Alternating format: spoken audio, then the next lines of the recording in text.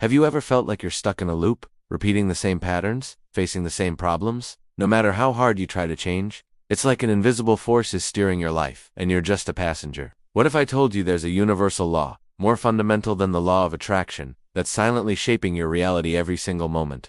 This isn't some new age concept. It's a principle so deeply woven into the fabric of existence that once you see it, you can never unsee it. And understanding it is the key to finally taking the driver's seat of your life.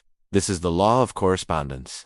The ancient Hermetic principle, as above, so below. As below, so above, is the classic expression of this law. But what does that actually mean for you and me, in our day-to-day lives? It's simple, yet profound. Your outer world is a direct reflection of your inner world. Everything you see around you, your relationships, your health, your finances, your career is a mirror reflecting what's going on inside your mind, your beliefs, and your subconscious. It's not that you attract what you want, you attract what you are. Think about it. Have you ever known someone who complains constantly about how everyone is untrustworthy, only to find themselves repeatedly betrayed? Or someone who deeply believes they are unworthy of love and struggles to find a healthy, lasting relationship? This isn't bad luck. This is the law of correspondence in action. Their outer reality is corresponding perfectly with their inner state. The universe isn't punishing them, it's just showing them a reflection of their own internal landscape. This might sound a bit intimidating at first. You might think, so you're saying all these problems are my fault? Not exactly. Fault implies blame, and this isn't about blame. It's about awareness and empowerment. This law gives you the ultimate diagnostic tool for your life. If you don't like what you see on the outside, you now know exactly where to look for the cause. Inside, your external world is simply feedback. It's a report card on your internal state. Let's get practical. How does this actually work? Your thoughts are the seeds. Your dominant recurring thoughts, especially those charged with strong emotion, are the blueprint for your reality. These thoughts create beliefs, which are essentially thoughts you've had over and over until they've hardened into a conviction. These beliefs then dictate your feelings, your attitude, and your expectations. And from there, they influence your actions and behaviors, often unconsciously.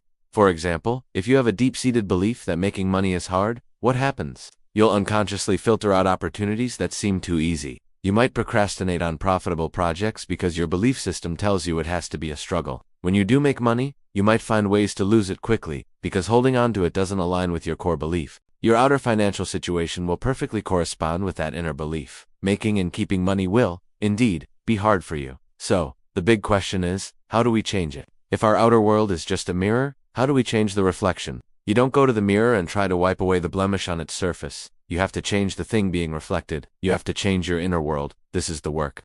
This is the great secret to transforming your life. The first step is radical self-honesty and observation. Look at the areas of your life where you're struggling. What is your reality in that area? Let's say it's your social life. Perhaps you feel lonely and disconnected. Instead of blaming external factors, people are flaky. It's hard to make friends. Look inward. What are your underlying beliefs about yourself and others? Do you believe you're not interesting enough? Do you secretly feel that people will eventually reject you? Be a detective of your own mind. Your feelings of loneliness are the smoke. Your internal beliefs are the fire. Once you identify these limiting beliefs, the second step is to consciously challenge and reframe them.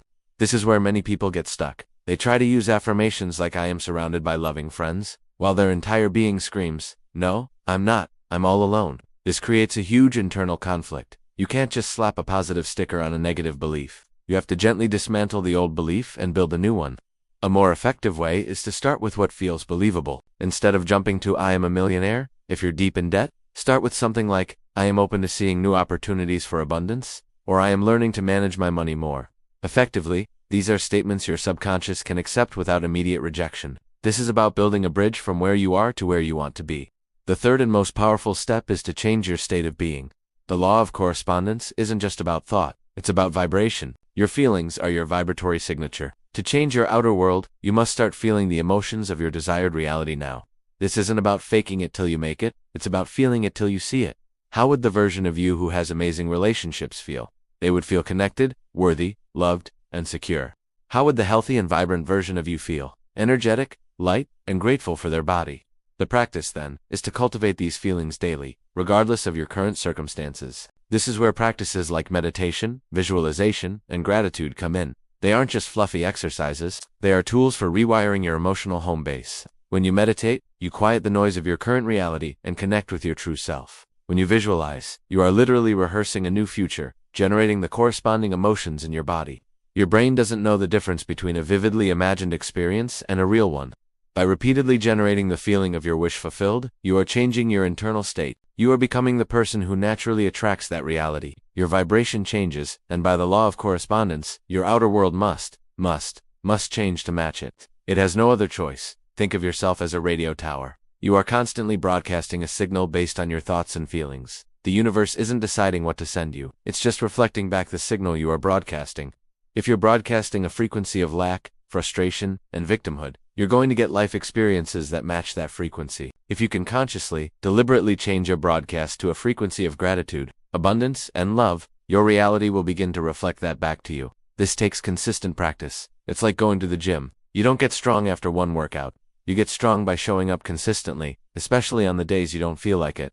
The same is true for managing your internal state. You must become the gatekeeper of your mind, consciously choosing what thoughts and feelings you allow to dominate. Start small. Pick one area of your life you want to change. For the next 30 days, commit to observing your thoughts and beliefs around this area without judgment. Write them down. Then create a new, empowering belief you can begin to install. Finally, spend just 5 minutes every day closing your eyes and feeling what it would feel like to have that new reality. Feel the joy, the relief, the gratitude, marinate in that feeling. This is the most powerful work you can ever do. Because when you change your inner world, you're not just hoping your outer world will change, you are commanding it too. The law of correspondence is always working, whether you are aware of it or not. The only choice you have is whether you will be its victim or its master.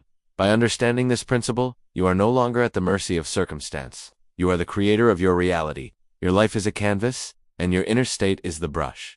What masterpiece will you paint? Thank you so much for watching. If this resonated with you, hit that subscribe button and turn on notifications so you don't miss our next deep dive into the laws that govern our universe. Drop a comment below and tell me one area of your life you are going to apply this to. I'd love to hear from you. Until next time, remember to look within.